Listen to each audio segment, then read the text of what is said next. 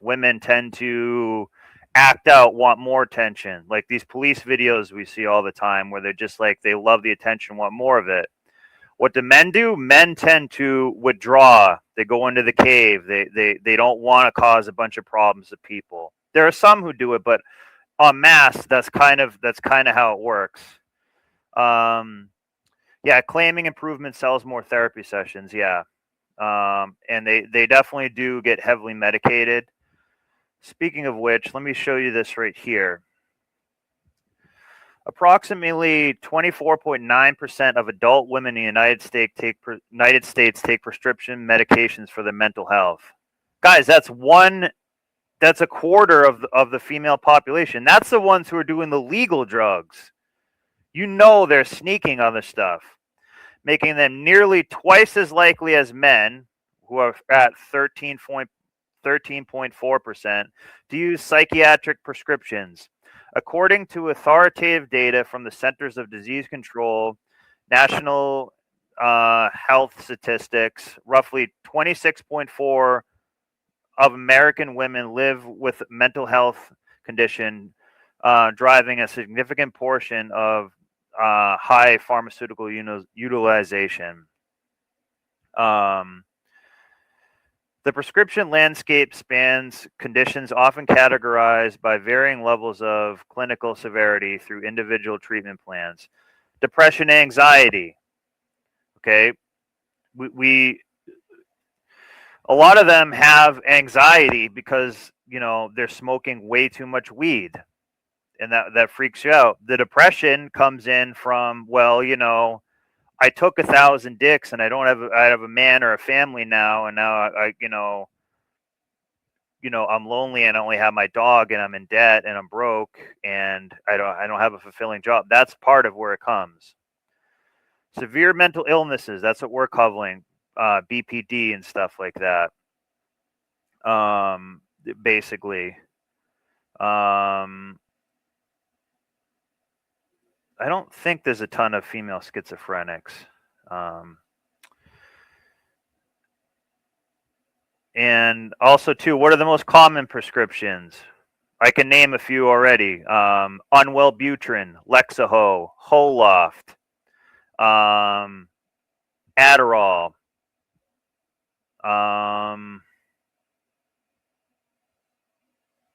Vyvanse. Okay, but we'll just run through them here. Holoft. Okay, an SSRI. Let me just make sure I'm sharing the screen here. Lexapro. This is like an anti-anxiety drug. Wellbutrin. This is actually probably the best one that they can take from here. This was made in the 80s, and it's not like an SSRI. It's kind of safer, and it's like kind of a stimulant, kind of not. Amphetamine. Meth. We have meth light, aka Adderall. This is a huge problem. Do you wonder why you have anxiety and depression? Because you're getting kicked up by all this Adderall, and then you got to come down from it. And then you don't know how to function without it because you just don't know how to live like a normal person. Prozac is another one right here. Also, another thing too, which affects women a lot too, which they're also doing now. Approximately 15% of adult women in the United States use a GLP-1, guys. That's over 1 in 10. So they're even cheating with doing that. And the GLP-1s, they call it, so that's like Ozempic, Wegovy, and I'm hyphenating it like Ozempic. I forgot Xanny bars. They love Xanax, and this is not including drugs and alcohol because they're taking all types of stuff. But legal weed is a part of this problem. It's definitely a big part of this problem. Mr. Dunham writes in, birth control also messes with the girl's mind big time. Yeah. Birth control makes them want kind of a blue-pilled kind of weird type guy, when they generally get off the birth control and their real biology takes over, they want like a caveman savage type guy, like a real man. So it's not necessarily like the best looking guy or anything, not like a metro guy, like a savage guy, and that's pretty good. Yeah, Clayton writes in, anything that messes with your hormones messes you up. That's why guys get roid rage for sure. Let me just finish this little tangent here. But also too, these GLP-1s guys, and they're saying that makes you sick. They're basically saying it has some type of like weird lizard blood in it and stuff like that. But the peak consumer group, women aged 50 to 64, have the highest utilization of this. Surveys show that 1 in 5 women of this range are on one of these medications. Okay? So don't let them call you fat or lazy or anything like that. They're cheating. They cheat to do this. And this messes their mind up. They call it Ozempic brain. You just don't want to. You're like, I don't care about really anything. I don't enjoy a good meal. And I don't really get much pleasure out of life. But I'm getting skinny. So there's that. I'm getting skinny. So that's the side thing too. And we're not even talking about weed and alcohol. Because how many times do I say it when we watch these police videos where women are basically they're on 2 medications. Let's say they're on Lexapro and there's another one too that I left out. Klonopin or Xanax. They're on a couple of those because they have anxiety. Okay. 1 drink plus 2 pills equals 3 drinks. 2 drinks makes it even more. So it's like a multiplier. And they don't weigh anything too. Some of them actually weigh quite a bit. So there's that as well. Forgot they're also out of weight and eating garbage too, which doesn't help anything.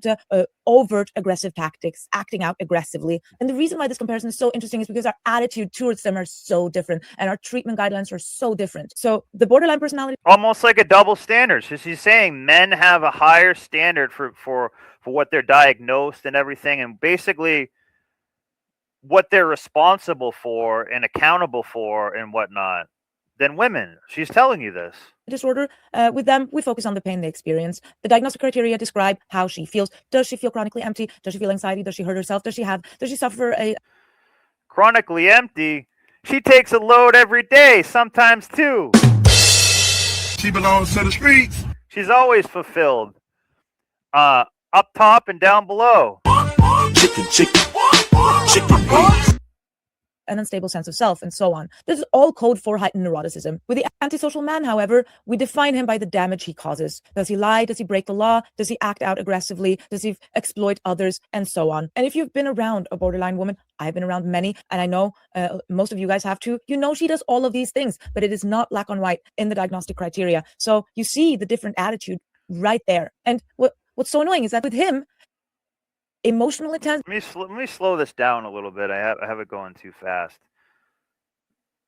Now I know you guys know this pretty much, that it's not recorded the same, and we see it when it comes to prison sentences and things like that.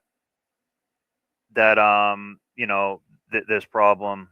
Mr. Dunham writes in, time for girls to stop being selfish to all men except Chad. Exactly, yeah. It's not balancing society well. It's hurting everybody. It's hurting themselves, and they just haven't quite seen it yet. So the selfish gene for women has always been there. So part of this is nothing new, but part of it is, with the invention of social media, it's made it tenfold. So, before, we'll take boomers and Gen X or something like that, and they found someone in their town or college, and they just, like, hey, I'm just going to be with you, and that's good, and we're going to work with it. Now they have their phone and they're like, oh, well, you said one thing wrong that I kind of made up anyways. I have guys and guys and guys and guys and guys and simps over here, everything. I can get flown into Dubai and someone can take a dump on me. This guy will take me to Applebee's every night each week. This guy will pay me money to do stuff. This guy is the one who fixes my house when I need it. This guy fixes my car. So a lot of the traditional things that you could do don't like really count anymore, mean as much. It's not good. So there's no appreciation. It is never confused with compassion or empathy for anybody. And so the reason I established a comparison is not to excuse the antisocial male, like the male sociopath, but it's to say, why don't we establish the same type of treatment guidelines for the two? With You mean like equality?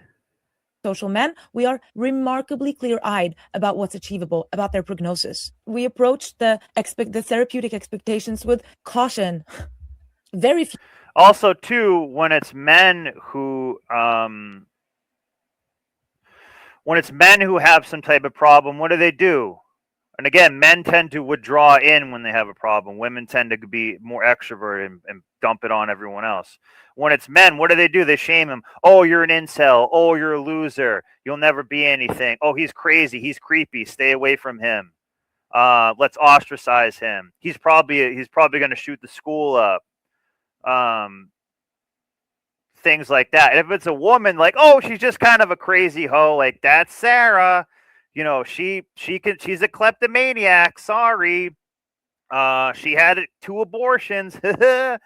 Like we don't treat it the same at all. And it's not really fair to anyone. It's actually not really fair to women in the end, because they're going to say, like, why didn't someone slap me in the face or say, stop what you're doing, stop this nonsense, it's crazy. You know what I mean? So like no one's really counteracting it. With men, I'm trying to think of a good example. Here's the thing that I like to say. So if there's a woman out there who cheats and stuff like that, and you call her a home wrecker, she will go absolutely crazy. Well, it's like, well, you were married and you had a family and you had little kids and you chose to fool around outside the marriage and you got a divorce. Yeah, now you wrecked your home. So you're a home wrecker. Sorry. Also, no fault divorce has helped make this problem steamroll. A lot of the female programming, Sex in the City, Friends, bullshit like this, Sisterhood of the Traveling Hose, the Traveling Pants or whatever. All this stuff, it's pumped into their head all the time. So some of it kind of isn't fully their fault. They're programmed to do that and also just be a vapid consumer. So a lot of where they get their pleasure from is consumption. By just buying stuff. And I really mean consumption. Chicken wings. Or I really mean, this is what she means by consumption. Give him that huck and spit on that thing. You get me? And exactly. Play this. I'm going to play this one more time. Think of how this behavior was rewarded. Think about this. Give him that huck and spit on that thing. You get me? She became like a celebrity, a talentless hoe. If a guy can't do anything like that, that's not going to happen. Okay, and see how they rewarded that behavior. We reward that behavior. That's not good. Few people believe that if you reduce their inner suffering, their behavior will change. Instead, we try to shape their behavior through external constraint and incentives. And then we leverage the resources offered to them to encourage employment, to insist on legal accountability, for example. And then we treat the problems of the inner suffering. For them, it's very common with substance abuse. We treat that separate. right? We say that is also important. We don't think that when we treat the substance abuse, the aggressive behavior and the manipulation and the stealing and the criminal acts, that will be corrected automatically. And what we never do is excuse his behavior unless, he's an immigrant. We've started doing that, shockingly, because he had a difficult childhood. But modern psychiatry gets completely lost in trauma narratives when it comes to borderline patients. It's not about being dramatic. It's about a nervous system that learned early that love isn't safe. Yeah, see, well, I'm not really going to talk about men's one. I don't want to go too much into men's one this particular time. But also, too, this is a recovery guy here. So this is also a grift a little bit right here. This guy's not a PhD. This guy was robbing houses like 3 years ago, and now he's telling you how to live. So maybe he's good at it, but you got to be careful for people who grift like this. Someone who stops drinking and now they're like, I'm Joe sober. Like I probably am, I don't know, 35 days in or so not drinking or something like that. And it's like, I'm Joe sober now, and I'm going to help you. And I have a course coming out, and I'm helping you. I'm Joe sober. Everything they get the identity of, they have to have that new identity all the time. So that's just a side note. I think part of the problem is that we sit there with a crying female, usually young, usually very attractive, and we don't look past her tears. We don't see the lives of the husbands, the children who are where the house is governed by her. Vaping is another thing. Also, too. That's a new thing. Yes, women used to smoke cigarettes. They've always been able to smoke cigarettes, but vaping is worse because you can kind of like vape at work and kind of in an office environment and not get caught as much. You don't have to go outside and have the ritual of lighting lighting a cigarette up, taking a smoke break and stuff like that. You can still vape at a smoke break, but what I'm trying to say is that isn't cover. It's making more of a selfish, quick stimulation type of behavior. And they're like, I need my mama's titty in my mouth. So I'm like, and it's fruity douche juice or whatever like that. That stuff's gonna, like, if you're vaping now, stop, guys. I'm telling you, that's like some type of garbage juice. You don't know what's in it. It's not gonna be good. Like, oh, it's just nicotine salt. It's probably not, guys.